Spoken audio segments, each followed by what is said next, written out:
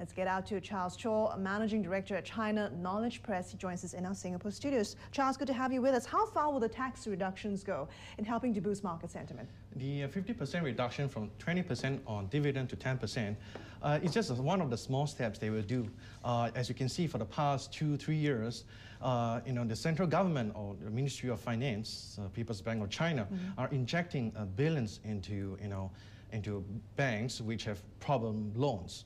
And just to give you 2 examples, Bank of China will receive $22.5 billion US dollars to help them ease bad loans problem. And then we have construction bank, agriculture bank. I mean, the top 5 banks will get rescues. The government is also undertaking a lot of other measures to help boost market sentiment. One of them, of course, is reforming state-owned shares. How significant is this move? Okay, the biggest problem of China's stock market, you see the big up and down. Like there was one particular day last week, 8% up, and today it's slightly down. There's a lot of volatility. Volatility, yes. I think one of the big problems is liquidity. And as an investment banker, as an investors or the fund manager, liquidity is the most important.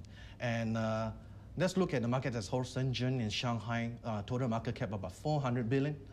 Only 1/3 is tradable, and 2/3 are not tradable. Now the government is not selling the 2/3, okay? But what they're trying to do is improve liquidity, and there's no way that they want to let go all the shares. But improving the liquidity would attract more interest, and this is another step taken to open up the market. Right now we have the A shares and the B shares. It's just a matter of time it'll be open to foreign investors. Okay, improving liquidity is one thing. In the past, we know that minority shareholders used to bear the brunt of falling share prices. Is that going to improve? Of course, I know many investors in Shenzhen and Shanghai, the public, they were disappointed with, for the past 4 years, from a 2,000 level to like now half, 50% discount to what they have invested. The government doesn't like that. And one way to rescue the market or to improve the market is to allow liquidity and foreign participants. Now, before allowing foreign investors to come in, they need to, first of all, reform the banks, which they are doing now. And secondly, is to let go some of the non-tradable shares and allow them to trade in the market. And that would attract even big M&A activities in China. Yeah. Now, we know that transparency in the China markets is another issue altogether. I mean, what steps are you seeing that the government is taking to improve that? And what steps do you think the government should take? Okay, some of the steps that they've taken were very generous and, to me, very radical. Just 2 weeks ago, when they allowed the 4 non-tradable shares to trade, Sunny Heavy Industry. Now, this is what is the reform about. Every 10 shares a public own, a shareholder owns 10 shares, will get 3.5 shares in return for 8 yuan, Chinese renminbi. And they are not increasing the shares. They are transferring non-tradable shares and give 3.5 shares to a person who owns 10 shares. And that is a sign of how serious the government is trying to improve the market. Yeah. What else do you think needs to be done? I guess to improve more, the banking sector is a key issue. All right, and then there are issues of packing renminbi to a basket of stocks, including euros. These are the considerations. I think they are working towards that.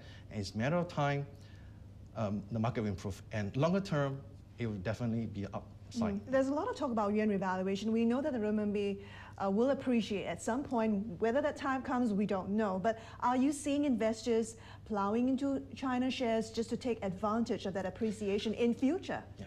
There's this qualified foreign institutional investors.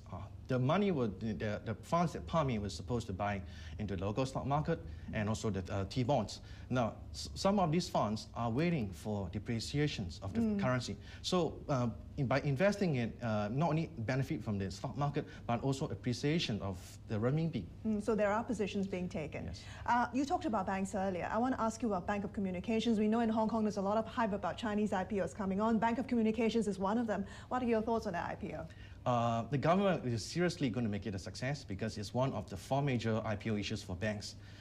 And I'm confident that there's already indications that the oversubscription and the share price should move up. And the pricing for that shares between $9.95 to $2.55. I think they'll price it at the lower side just to hope that you'll perform over. Do you think there's too much hype surrounding these China IPOs, especially the banking sector? We know that problem loans are still a big problem. Like I said earlier, the government is already injecting funds to save or to reduce the problem debts or the troubled loans, and I think that kind of investments is enough to soothe or to at least reduce the problem. Okay, yeah. All right. Charles, we'll have to leave it there. Thank you very much. Interesting discussion. Good to have you on the show. I've been talking to Chaw, Managing Director at China Knowledge Press.